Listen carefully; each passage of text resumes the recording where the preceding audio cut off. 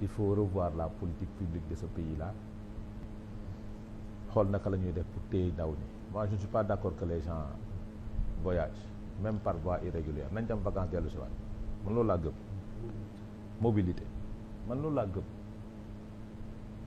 c'est-à-dire que les gens migrent di dem di toog man gëwuma ko j'y ai jamais cru te du ma ko mës a gëm ci àdduna man pour man damay dem vacances dellu si waat.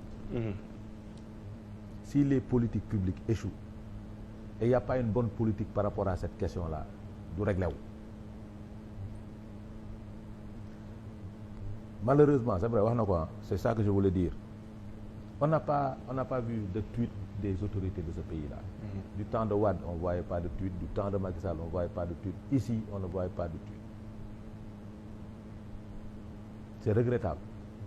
mooy banalisation maanaam bakkanu nit. bakkanu doomu aadama yi bakkanu doomu aadama. c'est-à-dire les autorités publiques dañ koy banaliser te ñi ko doon ŋàññi démb di wax ni gisuñu Macky Sall tweeté ñoom tweeté wuñu ren aveu d'échec là par rapport à cette question. Maintenant si nous voulons trouver une solution il faut régler deux choses. wax nañ fi la question du traitement salarial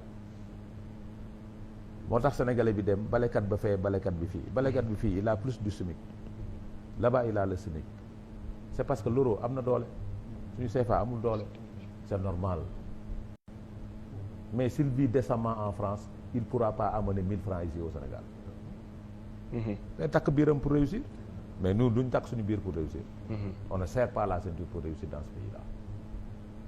Les gens ont fait des sacrifices à l'Europe pour réussir ñun bëgguñu def sacrifice ici pour réussir parce que lan la pression sociale. lu dëkk bi neex s'il y a une pression sociale par rapport à cette jeunesse là dañuy continuer dem parce que pour ñoom suñu demee la ñuy réussir suñu demee la ñuy tekki et pour régler cette question là il faut régler la question de la souveraineté. mais boo ko bëgg régler tamit il faut nga boole ñi nga xamante ne seen xam-xam dañ ci màcc comme genre bii ak genre bii. déglu lu baax li ma la dama ne. ñoom li ñuy wax c'est autre chose que li may wax il faut garder les jeunes dans ce pays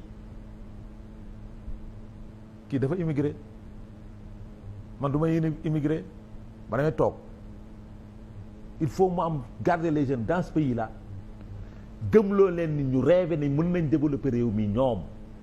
mais naka la ñu mën a garder fii. mais suñ gisee ni suñu toogee ci réew mi. les acteurs politiques ñoom ñooy am ñoom ñooy tekki ñoom ñooy dawal oto yu rafet yi ñoom ñooy def nangam c'est un problème. C'est un problème parce que xale boo gis bëgg na réussir xale boo gis bëgg na dimbale waajuram xale boo gis bëgg na dimbale ndeyam ak baayam xale boo gis bëgg na jënd oto. mais malheureusement arrogance bi acteurs politiques yi dañ koy wone une fois au pouvoir. Ils te disent mais jàmbaar man je me suis battu pour ce projet là je me suis battu pour ces gens là ñoom léegi ñu ngi may romb ak V8 quoi c'est comme ça qu'ils réfléchissent. Maintenant comment je vais faire pour avoir ça xaaral ma dem jot cak-cak def benn 3 mois dem xool gaal bi dem ma dem dugg pour réussir pour man it ma mun a am benn V8. Tu comprends comment ils réfléchissent. Donc le problème ce sont les autorités politiques publiques ñoo xamul naka la ñuy teg pour porter cette affaire-là. Et pour ça il faut régler la question de la souveraineté monétaire. mooy la souveraineté globalement. Régler la question de la souveraineté monétaire pour am benn monnaie boo xamante ni dina mën a concurrencer c'est même il sera difficile très difficile mais il faut régler il faut pousser les jeunes à aimer la terre et def ce qu'on appelle montrer les personnes qui ont réussi dans ce métier-là. Par exemple, on prend le cas de Maïmouna, elle a réussi dans le métier du journalisme.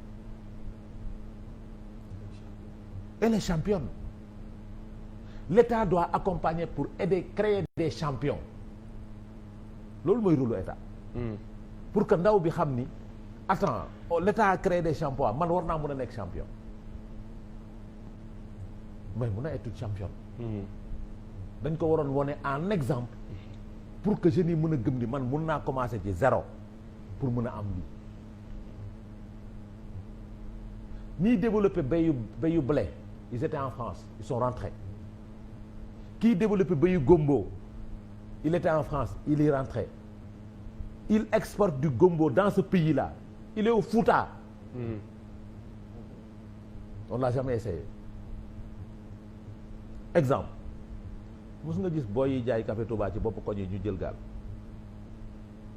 Vous avez jamais vu un gosse qui était dans le quartier là mu jël gaal non. Nous avons ces problèmes-là. Poussons les jeunes à aimer ce qu'ils font. Poussons-les à rêver à développer ce pays. Waruñu pousser la jeunesse à aller développer les pays d'autrui. Parce que ñun ñi dem yëpp da ngeen di développer dëkk jàmbur. nga baal ma de. dëkku jàmbur ngeen dem di développer.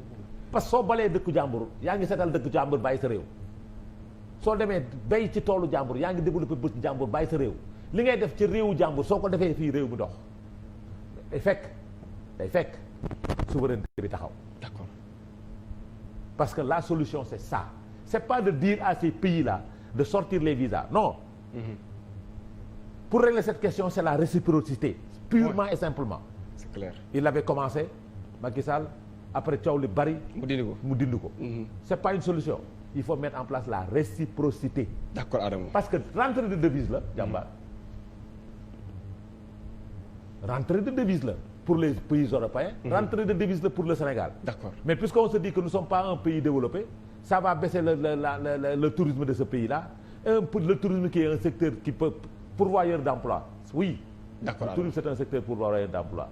Mais si on n'a pas ce tourisme international, développons le tourisme local. Merci beaucoup Adama. Ça pourra permettre de régler le problème.